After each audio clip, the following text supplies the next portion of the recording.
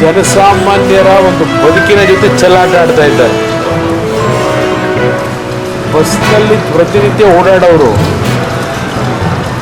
ಶ್ರೀಮಂತ ವರ್ಗದ ಜನ ಅಲ್ಲ, ಇಲ್ಲ ಮಂತ್ರಿಗಳ ಮಕ್ಕಳು, ಮಂತ್ರಿಗಳ ಕುಟುಂಬದವರು ಓಡಾಡೋದಲ್ಲ. ಬಸ್ಗಳಲ್ಲಿ ಪ್ರತಿನಿತ್ಯ ಪ್ರಯಾಣ ಮಾಡೋರು ಕೂಲಿ ಕಾರ್ಮಿಕರು, ರೈತರು, ಶ್ರಮಜೀವಿಗಳು ಇವತ್ತು ಬಸ್ನಲ್ಲಿ ಪ್ರಯಾಣ ಮಾಡ್ತಾರೆ.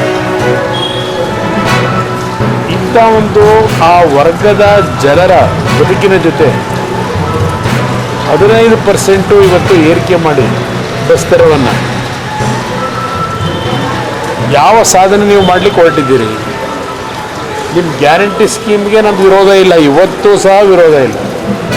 ನೀವೇನು 5 ಗ್ಯಾರಂಟಿ ಘೋಷಣೆ ಮಾಡಿದ್ದೀರಿ ಅದನ್ನು ಇನ್ನೂ ಮುಂದುವರಿಸಿ, ಯಾವುದೇ ಕಾರಣಕ್ಕೂ ಅದು ನಿಲ್ಲಿಸಬೇಡಿ.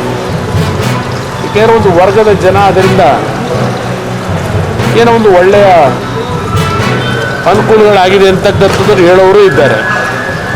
ಅದನ್ನು ನಿಲ್ಲಿಸಿ ಅನ್ನೋದನ್ನು ನಾನು ಹೇಳಲ್ಲ. ಆದರೆ ಆ ಕಾರ್ಯಕ್ರಮವನ್ನು ಕೊಡ್ತಕ್ಕಂಥ ಹೆಸರಿನಲ್ಲಿ 5 ಪಟ್ಟು 6 ಪಟ್ಟು ಅದೇ ವರ್ಗದ ಜನತೆಯ ಕುಟುಂಬಗಳಿಂದ ಹಗಲು ದೊರಡೆ ಮಾಡ್ತಕ್ಕಂಥ ಕೆಲಸ ಮಾಡ್ತಾ ಇದ್ದೀರಿ.